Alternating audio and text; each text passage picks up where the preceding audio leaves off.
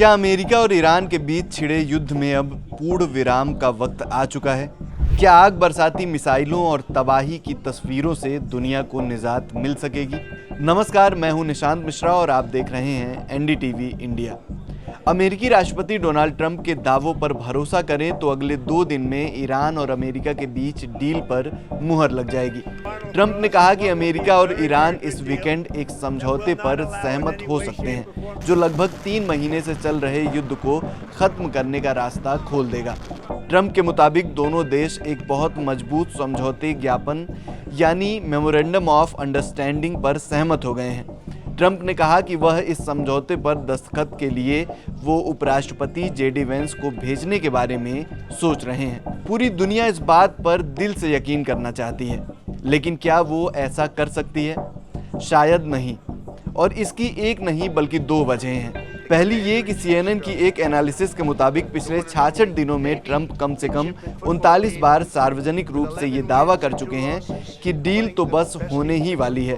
यानी ये पहली बार नहीं है जब अमेरिकी राष्ट्रपति डोनाल्ड ट्रंप ने ईरान से समझौते की बात कही है। वैसे इस बार वो एक कदम और आगे निकल चुके हैं और कहा है कि ईरान के साथ युद्ध खत्म हो चुका है और डील बहुत जल्द होगी। दूसरी वजह ईरान का रुख। ट्रंप के बयान के बाद ईरान के विदेश मंत्रालय के एक प्रवक्ता ने सरकारी टेलीविजन से कहा कि अभी बातचीत जारी है, लेकिन संघर्ष खत्म करने के लिए अभी तक कोई अंतिम समझौता नहीं हुआ है। किसी फाइनल डील पर सहमति नहीं बनी है। यहाँ आपको एक और बात याद दिलाते चलें।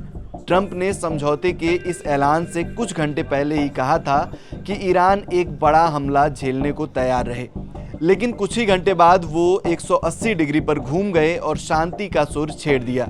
ये हृदय परिवर्तन कैसे हुआ? एक्सपर्ट की माने तो ट्रंप पर खाड़ी के सहयोगी देशों का दबाव भी पड़ा है। अगर ईरान पर बड़े स्तर पर हमला हुआ तो ईरानी सेना क्षेत्र में अमेरिकी ठिकानों को निशाना बनाएगी। इससे बहरीन से लेकर कतर, यूएई और सऊदी अरब को परेशानी होगी। इसके अलावा ट्रंप का युद्ध अमेरिका में आम लोगों को रास नहीं आ रहा है। ट्रंप की अप्रूवल रेटिंग रिकॉर्ड निचले स्तर पर है और जंग ने वैश्विक तेल बाजारों को भी हिला कर रख दिया है। अमेरिका ईरान की जंग के नतीजे पूरी दुनिया झेल रही है। कई देशों की इकोनॉमी की हालत खस्ता है। स्ट्रेट ऑफ हॉर्मुज पर लगातार मची खींचतान और तनातनी के बीच दुनिया के तमाम देश तेल की किल्लत से जूझ रहे हैं। ऐसे में ट्रंप का डील वाला बयान राहत का पैगाम लेकर आया है। बस दिक्कत ये है कि इस मामले में उनका रिकॉर्ड देखते हुए इस पर पूरी तरह यकीन करना ज़रा मुश्किल है। अमेरिका ईरान पर पैनी नज़र रखने वाली एजेंसी एक्सियोस ने सूत्रों के हवाले बताया है कि MOU के तहत सीजफायर को बढ़ाया जाएगा, जिसमें लेबनान भी शामिल होगा। यानी लेबनान में भी कोई हमला नहीं होगा। ईरान के परमाणु मुद्दे पर अमेरिका ईरान के बीच 60 दिनों तक बातचीत की जाएगी।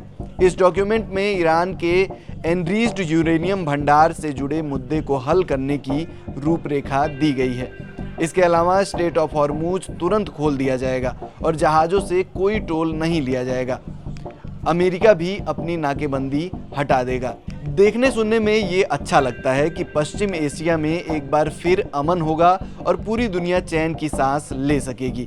लेकिन बात वही है, डोनाल्ड ट्रंप इतनी बार अपने बयानों से पलटते रहे हैं कि इस बार भी उन पर यकीन मुश्किल हो जाता है। और क्या अमेरिका ने इजराइल को विश्वास में लिया है? क्या नेतन्याहू से उनकी बात हुई? उधर समझौते की शर्तों पर ईरान की सहमति भी तय करेगी कि दुनिया का ये हिस्सा आग और बारूद की गंध से कब आज़ाद होगा।